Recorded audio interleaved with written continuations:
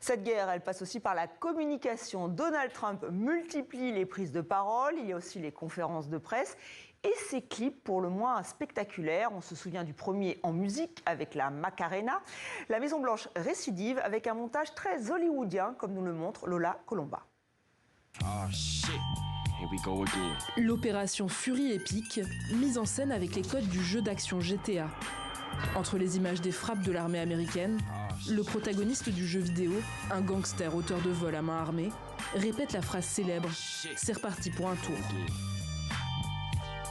Sur d'autres images publiées par la Maison-Blanche, c'est Hollywood qui est convoqué pour servir la communication guerrière américaine via ses plus grands héros.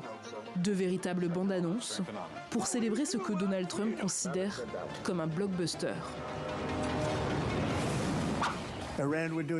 L'Iran, ça se passe très bien. Quelqu'un a demandé, sur une échelle de 0 à 10, quelle note vous donneriez? J'ai répondu que je donnerais entre 12 et 15. Leur armée n'est plus là, leur marine n'est plus là, leurs communications ne sont plus là, leurs dirigeants ne sont plus là. Le président américain présente la guerre comme un jeu, au risque de choquer le reste du monde, à commencer par le réalisateur Ben Stiller. Salut la Maison-Blanche, merci d'enlever l'extrait de Tonnerre sous les tropiques. Nous ne vous avons pas donné la permission de l'utiliser et nous ne souhaitons pas être intégrés à votre appareil de propagande. La guerre n'est pas un film.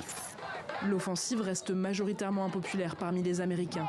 Selon un sondage publié par la chaîne NBC mercredi, 52% des électeurs se disent opposés à cette intervention militaire. Depuis que je suis petit, les États-Unis ont toujours été en guerre pour on ne sait quelle raison. Et ils nous donnent toujours des excuses qui, comme nous le découvrons plus tard, sont complètement inventées. Le rejet de la guerre touche même la base électorale de Donald Trump, déjà confrontée à des conséquences économiques. En tant que républicain, je suis opposé à cette guerre, tout simplement parce qu'il ne semble pas que nous ayons un plan.